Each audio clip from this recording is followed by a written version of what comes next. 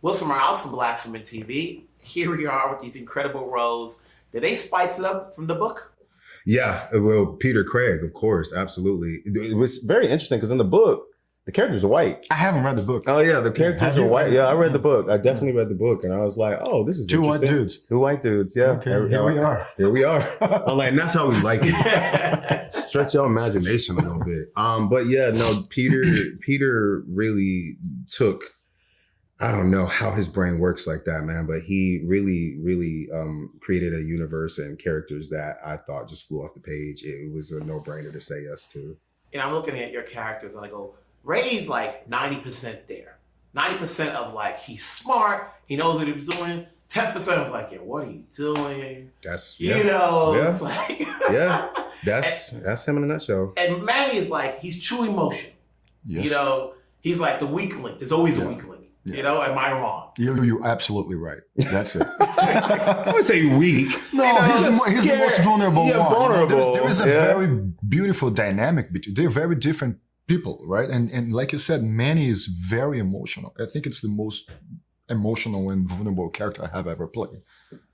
It's all the time. He's on the verge of doing something crazy. And I'm also a big part of that because I'm always like, we can do this. Let's go over here. We're going to figure this out. Like you were the solution and the reason why I'm in that situation. It sounds like a lot of toxic relationships that we know. It's kind of. Yeah. When I watched the first episode, I said to Peter, I was like, I thought I made a mistake. It was like in episode 3 because it's so right off the ground running. Mm-hmm. I'm like, wait, there's no backstory here. What's going on? And like, I literally had to say to myself, is this episode what? So like, when you got the script, what was it that led you to say yes? Was it the role, the book, the story, the time frame in which you can do it? Because sometimes you can get a good script, but you don't have the time to do it. Well, yeah. Well, this show endured quite a bit. Like it endured quite a bit, and what I love the most about it was the characters, like at the end of the day, because I wasn't trying to go back to TV at that time. I just finished the last season of Atlanta. I just started this show called Class of '09. I was tired. I was like, I don't know if I can invest in another character like this, because when you do TV, you're growing with them. Like you're literally watching these characters grow, and it takes a bit of time. But I couldn't deny Ray. Like Ray would not be denied. Like from the moment that I saw him playing his father's records and like dealing with the loss of his girlfriend from his youth, and then the connection between him and Manny and what that was and his relationship to his father, I was like, I have not seen this, and I really need to explore this, because it was also reflecting my life back to me in a way. And I just really wanted to unpack this thing of generational trauma, right? Like, what does this mean when all these different things are handed down to you that you didn't ask for? And you're just trying to survive through them. And Peter, his way of creating characters and stakes is so one of a kind. And I just knew that no matter how much blood and how many tears I was going to go through, it would be worth it and fulfilling. And then you add the magic sauce of Wagner. It just elevated it. And it's interesting that you said about the white dudes in the book, because the fact that it's a Black and a Latino guy, for me, it's such a makes the show completely different. Because in Philly, because in the beginning you go like, okay, so it's like a Black man and a Latino man involved in a drug trade. I'm not sure if I want to see that. Like have we seen this? Exactly. But then you when you start to get closer to the characters, you see that you can sort of see the tragic cycle of violence that these characters are involved in, but they don't want to be there. I've played characters. I played Pablo Escobar. He wanted to be there. He wanted that shit. These guys, they don't want to be there. Yeah. They don't want to be part of it. They especially Manny spends the entire show trying to get away from that cycle.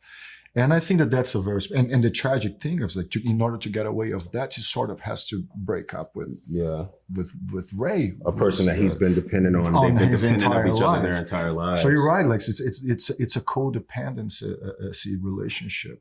They're very different and and Manny depends on Ray, and that's tragic. It's a love story, and in its own way. Like I have never seen that kind of relationship told in that way, where you find these two men who have been put in the system since they were like 15 years old, love each other, and that love each other, and they're told, go out there and be men. This is how you're supposed to survive, and they're just trying to figure it out with each other. Yeah, you guys are great. Congrats on the series. I'm sure people will get a kick to see where it goes. If Peter does it like he did the town, one of you will survive. But let's see. That's from your mouth. That ain't from us. You know what I'm saying? Thanks a lot. All right. Wilson Morales from Black Film TV. What came to you first, the script or the book? The script for sure for me. And the script didn't even come until after I got the part. It was just like some scenes. And then I asked Peter Craig, should I read the book? And he said, well, you're not in the book, so you can if you want to. And I read it actually after we wrapped. And yourself? I got a scene. I didn't even know really what the series was about. The scene was cool. It was straightforward. But I saw the pedigree involved. I said, oh, that's good. And, didn't even know. I got a note right before the audition. They said, oh, and have fun with the character. And it was pretty dry and straightforward. So I just kind of threw in some sarcastic jokes. The character was quite dry, and then I didn't even know there was a book. Then I got the part and got the first episode. I was like, whoa, this is really, really special. And I started the book, saw that my character quickly wasn't in it, and stopped reading. I told Peter that when I watched episode 1, I thought I made a mistake, and I thought I jumped episodes because it was so hard-hitting right away. It gets into it. It goes, wait a minute. Did I miss a backstory? What's going on here? Right. And they go, it is episode 1, So going into that, how many layers of Christy are we seeing? Wow. Well, in the beginning, we definitely, there's so much more to her than meets the eye, without spoiling anything. I feel like there's a lot more that gets revealed about Christy than she certainly expects. I think there are some deeply, deeply impacted kind of layers of grief and trauma that are way buried down deep in there that we just start to touch on later on. But there's a lot of layers. So we only see the first couple in the beginning, and I think it's I'm trying to avoid stating anything too spoilery here, but it's certainly, she's got problems with authority, and she's certainly not who she appears to be. Is Mark a straight shooter? Is he just there to try to solve whatever crime is going on? Mark is pretty direct. Doesn't mince words. Peter, our showrunner, was an enormous resource of information. Also Mark's backstory. I mean, Mark sort of inherited this position just before this case went down. I don't even know if that's stated in the show. And he has pressure for the politics, the optics, the force, the governor, ASAC, assistant agents in charge in the DEA, usually have about 3 to 5 investigations at once. And I say to her, we're canceling all investigations. We're going to find the killers of Jack. And she's like, no, keep this case going. And hence our relationship and our story continues. And that really informed the beginning of my arc. But living in the city of Philadelphia actually helped me unpack the character and the beautiful people, but the grit and the toughness that the city is experiencing really helped a lot about sort of what's clear, what's, I'll go back to saying just direct. You have to cut through, you can't be, you don't want to get taken advantage of, you don't want to make friends, you want to do the right thing directly and as fast as you can. Christy's got some vocal challenges going on. Did you do any research into people that go through that and trying to get their voice back? I did. I worked with a speech therapist to prepare for it, and we talked a lot about what was going on physiologically for her, vocal cord paralysis, partial, was it full, what made the most sense, and we talked a lot about what would be happening for her physiologically, what she was grappling with, and we worked together on a way to kind of create a voice for her that wouldn't actually damage my real voice, but would also help me kind of recreate something that maybe people who are going through those things would experience, and watching a lot of YouTube videos and things like that to try to kind of approximate that experience. It was definitely an exciting thing I never had to deal with before, a particular kind of challenge for somebody who was, rehabilitating in that way. The series is a roller coaster. People are going to get thrilled each episode to see where it goes. There's different dynamics. So congrats on your roles. Congrats on the series. Thank you so much. We'll talk down the road. Thank you so much. Take care. I hope so. What's more awesome, Black Women TV? Here we are. Obviously, when I watched the series, you come in as the humorous character. Did you know that going in? Teresa. Yes. Yes, I did. But I didn't know how humorous. I didn't know how universal her humor was until I played her. And I then felt this resides in every woman of her class and of her upbringing, and it was just a thrilling to be able to play it with Brian, who only brought me to my best game, I think. And then we see Michelle. Initially I'm thinking oh, okay, she's probably the girlfriend and so forth, but not. You know, so then we come in, it's like, where does Michelle come into the series? Yeah, I think that she's a fun ad. I think that all of the female characters in the show are written like so in such a 360 way. And the way that Michelle comes in is we're all, Teresa, Mina, Michelle, we all are very different and complex in our own ways, and we bring something. And I feel that Michelle brings a certain light to the other side. Her having been a prosecutor beforehand and then moving into defense, she knows both sides of the coin. She's seen behind the curtain, and she can see how ugly both sides can get. So she represents that for Ray. You know, I think about Teresa, and Teresa, you know, obviously she's still in love with Ving Rhames' character. So she knows, because of the world he's in, that she seems clueless to what Brian's doing. You know, it's like you're not getting with the program as much as he's trying to tell you, like, stay in town or stay in, you know, in Atlantic City and so forth. No. You know, what do you make of her character in terms of like not knowing and not wanting to know? Well, let me ask you this. You have a mother, right? Mm-hmm. How many mothers turn a blind eye to what they know is going on?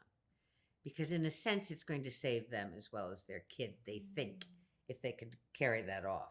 So she's turning a blind eye until she's forced to face it. And I think that this is pretty common to the role of the mother. She doesn't, otherwise we'd all be going mad 24 hours a day, right? Because he's in some deep trouble.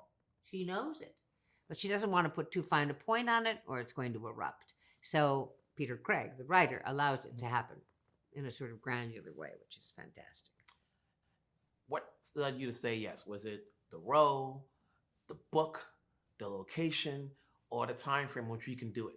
I think that if we went 3, 2, 1, we would probably say the same thing, which is the writing. Script. Yeah. You know, It didn't hurt a bit that Sir Ridley Scott was overseeing this production. Yeah. It's Peter and his script. Like, as soon as I saw Peter's name, I was like, I mean, I love him. Like I've said before, I'm a huge fan of The Town. I love the Batman. I love the way that he writes and brings his stories to life. And then you read the script and it's like, game over. I would die to be a part of this. Such a rich and at the same time very studied and smart understanding of human nature. All human nature. Show me another writer who has that kind of dexterity, that kind of vision, and the largesse. I mean, he can write for her. She's a sort of upper class, right? Young black woman. Write for Teresa, who's a lower class. Mother of this is going to die for her kid. She writes for Brian Tyree Henry, who plays Raymond, on every single conceivable level. In one, he's intellectual. In the next, he's funny. In the third, he's shot. And in the fourth, he's with Manny in the car, and they're goofing off. It's just extraordinary. I think the scope of it. I marvel at it. I'll go to you at the casino bar. I mean, casino slots. Casino slots. I'm good now. Good now. I went to Atlantic City. Lost my shirt. Didn't you see? You know, they always say that. You know, Get out of here, Raymond. You gotta go in there and say, okay, I'm only gonna spend 100. You know, and then see what happens, and then we find a TV show to watch. Right. You know, at the end of the day, I was telling Peter, it's like, okay, there's so many programs on TV now, whether it's streaming or cable, even in theaters. You know, what's gonna get an audience to watch this? What do you think? You've watched it, didn't you? Well, yeah. Obviously, you have a cell of Brian, you know, and I've been a fan of his work for a long time. And then Great look at the actor. cast. And then, you know, funny enough, I did not know his background until I'm reading it. And he was like, luckily, there's a Wikipedia. And you're like, oh, he did this. He did that. Let's check it out. And then you see it, and I'm like, okay. I couldn't stop watching it as I started watching it yesterday. Yeah. You know, so I think, but then it's a matter of the marketing. You know, you can have a good product out there. It's just a matter of the marketing. Yeah. But I don't even know what that means. Are you talking about algorithms? Or are you talking about who's going to watch it? Letting people know that there's a show out there. Yeah, people knowing about the show. You know, because every week there's at least 10 new stuff coming out. And if it doesn't pop, and luckily this is a weekly show, that there's time to you know, get into it, whether it's 3 episodes in, as opposed to shows that air all at once. And in that way alone, it's sustainable. It's once a week. Yes. You know, as human beings, we're funny creatures, aren't we? Anticipation is 95% of the deal, isn't it? Friday, we got to Friday. And then it's fulfilled. right? It's gratified. So I think that that marketing strategy is very smart. But having said that, I can assure you, there's very little to compare with this in terms of its production values, its excellence. I mean, it really stands alone. It does. I think it's the quality. We really are not trying to sell anything. It's like this really beautiful balance of like a slice of life and a thrill. Like, you know, you're going to go through so many emotions when you watch it, and sometimes it is a little traumatizing because it's so real, but at the same time there's this really, really amazing quality to it that I think at least I am always looking for in what I'm trying to consume. And I think that it's also a piece of art that you will be better for watching, because you will be able to witness a very real and certain view of humanity. And I think that when TV can do that, it's very special, and it brings people together. Congrats on the roles. Congrats on the performances. Thank you very much. Well, Smiles from Black Film TV. Here you are. You put the story together. What goes into finding a book, adapting it, and then obviously we know it's a process before it gets greenlit and putting it together. Right. So in this case, it was interesting because Apple had optioned the book. I think I'd gone in there for a meeting about something else, and an executive there named Spencer Wong asked me if I wanted to read it. And I thought, okay, this is a great way into this story. I get these guys. I love it. I can see how this would be an inciting incident, sort of the whole first half of the book, really. A lot of it was absorbed into the first couple episodes. And then I talked to the author a little bit about how wasn't going to use that much of the second half because the book gets very internal and a little more literary. I said I was going to stay in that crisis and play it all forward from there. And he was great with that. I wrote it. Getting it greenlit's the second part of your question. Should I keep going on that? No, the minute I saw episode 1, at first I thought I made a mistake and started watching episode 3 because it just goes right into it. Yeah. So that's a good setup in terms of getting an audience right away. Normally you get a setup of trying to introduce these characters and, okay, when do we get to the payoff and so forth? What goes into bringing in Wagner and Brian?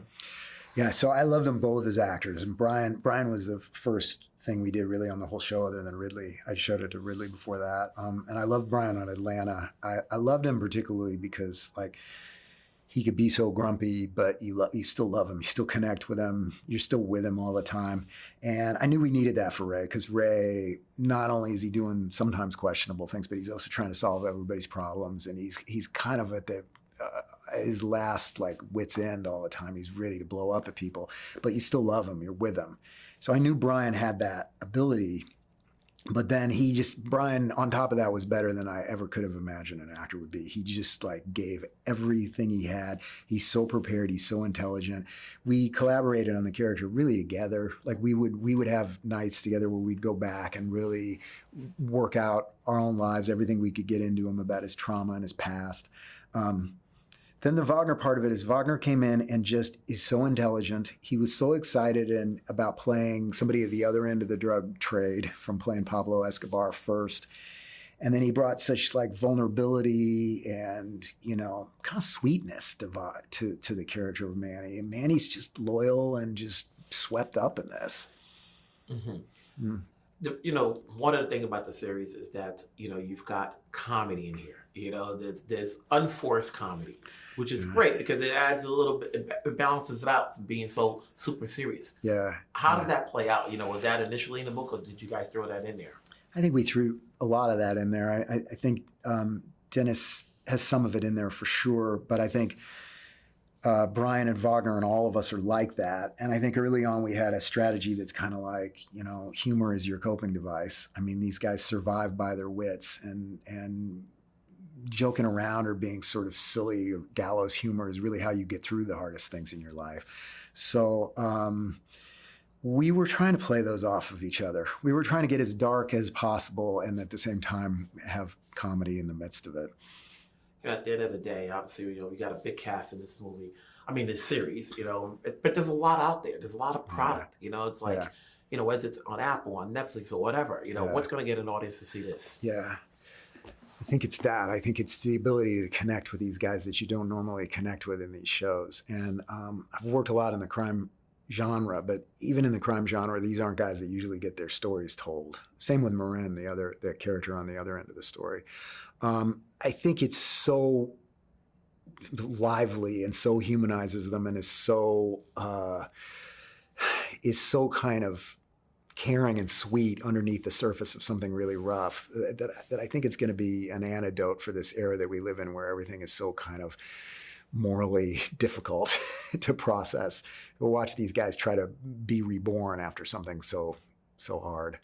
It's kind of a reverse arc, you know what I mean? It's not the Walter White where they keep getting worse. These are guys trying to kind of climb back into their lives after a mistake. Congrats on the series. Thank you so much. It was a pleasure talking to you.